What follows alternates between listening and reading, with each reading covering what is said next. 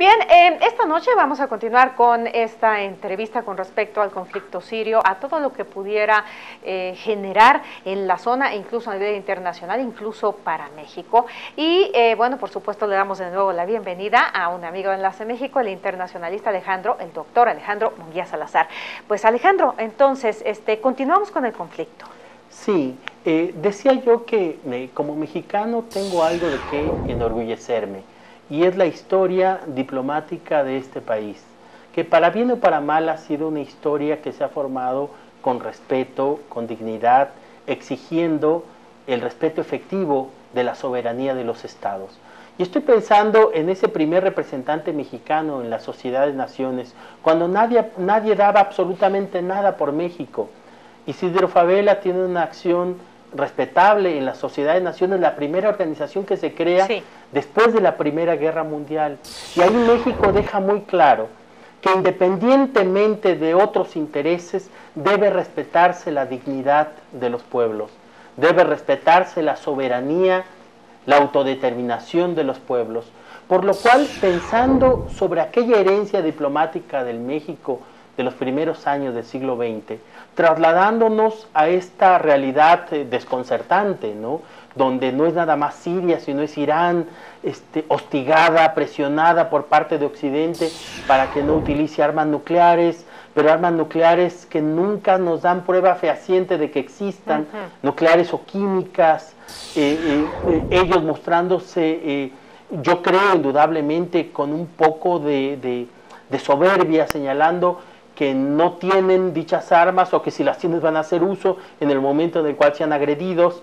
Es también violentar principios culturales. Digo, todos los pueblos tienen dignidad. Ellos, como países de origen islámico, indudablemente el Corán establece la dignidad en los actos. Es decir, nunca los verán tirados al piso. Es decir, si bien sienten, tienen dolor como cualquier otro pueblo, exigen el respeto por parte de los principales estados que tienen el poder efectivo en el famoso Consejo de Seguridad de Naciones Unidas, como es la ex Unión Soviética, que es Rusia, es China, pero son tres países occidentales, Inglaterra, Estados Unidos, que tienen indudablemente la fuerza para determinar qué se va a hacer en términos militares o qué no se va a respetar de alguna resolución que haya sido aceptada en el Foro de Naciones Unidas. Pues de hecho Naciones Unidas está próxima a pronunciarse, han trabajado con muchísimo cuidado esta resolución, en la cual por supuesto también México tendrá o deberá decidir si se adhiere o no.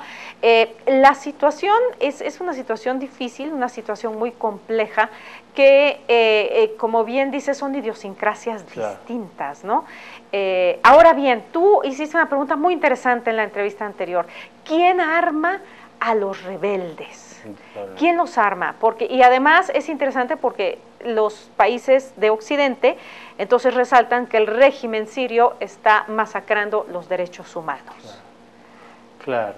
De hecho, un presidente latinoamericano, lo voy a señalar, Chávez, señalaba que durante el conflicto más álgido en Libia, que por qué no crear una comisión, pero no una comisión de los integrantes de la OTAN, sino una comisión más plural, que incluya países latinoamericanos, asiáticos, africanos, que vayan a indagar al interior del pueblo sirio sobre cuáles son las necesidades, el por qué están luchando los grupos insurgentes y cuál es la posición política del presidente en turno en Siria. ¿Qué pasa? Es decir, realmente convertir esto en una discusión sin tomar partido, sin ideología, sino una visión amplia, una comisión que indague sobre cuáles serían los caminos para alcanzar la paz.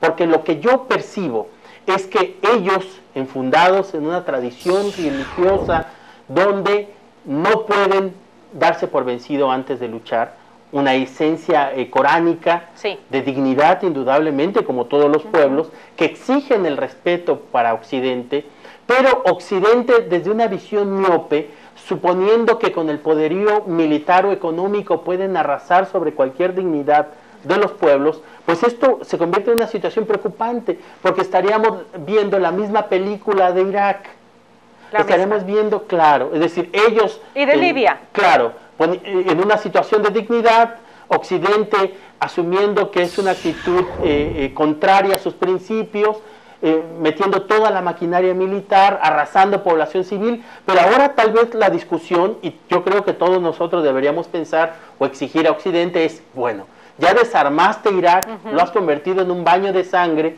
ya convertiste Libia en un baño de sangre, a ver ahora cómo vas a recuperar la infraestructura que tenían esos estados. Irak tenía una universidad laica absolutamente amplia, válida en cualquier espacio del mundo. Es decir, ahí no se obligaba a la mujer a ir con el tocado islámico.